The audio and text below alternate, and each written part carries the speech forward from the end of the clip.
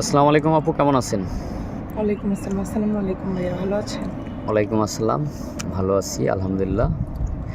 যাই হোক, এখন আমাদের যারা জীবনের গল্প অনুষ্ঠানে যারা এই অনুষ্ঠানটা যারা উপভোগ করে তাদের উদ্দেশ্যে আপনার জীবনের গল্প বলুন।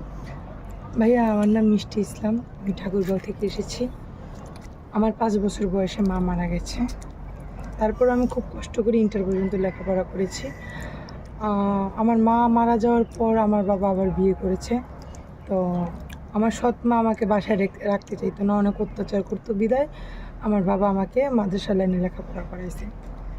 তারপর যখন বড় হয়েছি, মাঝে মধ্যে যখন মাদ্রাসা ছুটি হতো সবাই বাসায় যেত, আমার কপালে না ওই মাদ্রাসায় থেকে যেতে হতো, আমার বাসায় যাওয়া হতো না।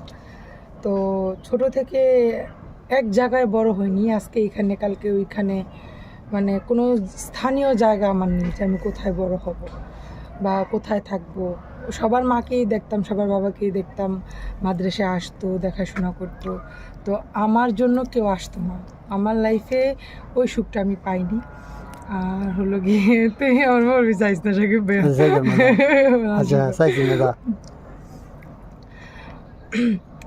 আর আমার আব্বু যতদিন ছিল, হ্যাঁ আমাকে উনি করেছে, টাকা পয়সা মাদ্রাসার দিয়েছে।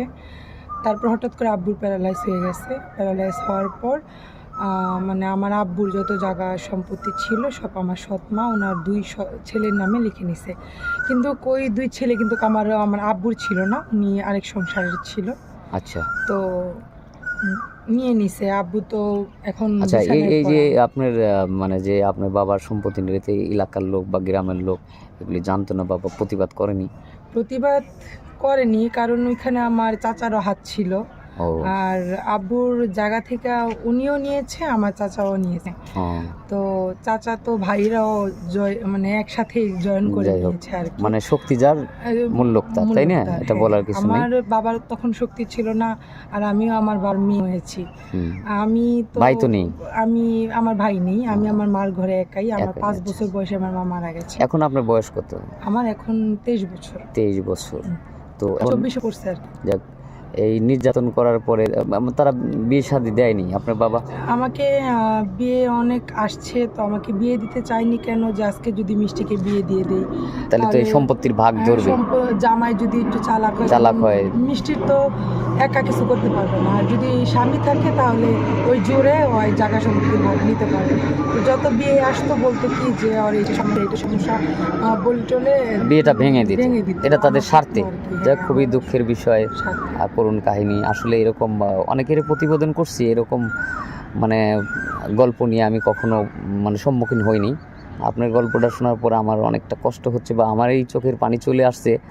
তো তারপরে যেহেতু আপনি আমাদের এখানে আসছেন একটা ভালো পাত্রের জন্য, চেষ্টা করব আমরা। হ্যাঁ ভাইয়া, আমি এখানে আসছি যে সবার জীবনেই একজন ভালো পুরুষ চাই, একটা যে আর বাবা তো এখন আমার মাথার উপরে ছায়া হতে পারছে না, কারণ আমার সৎ মার কারণে, আর উনি বিছানায় পড়া।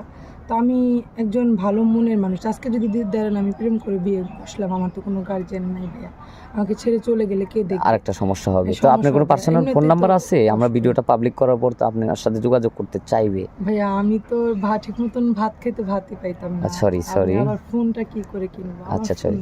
যাই হোক, আমরা আর স্কিপ বাড়াবো না। আপনার জীবনের গল্প শোনা হয়েছে। দর্শক বিন্দু, মেয়েটার কোনো পার্সোনাল ফোন নাই, অনেক দুঃখের মাঝে কষ্ট করে অনেক এই জায়গায় আসছে। তো কেউ যদি যোগাযোগ করতে চান, আমাদের স্ক্রিনে একটা ইমো নম্বর ভাসবে, কেউ অযথা ভিডিও কল দেবেন না। ভালো থাকবেন, সবারই শুভকামনা করে শেষ করছি। আল্লাহ হাফেজ।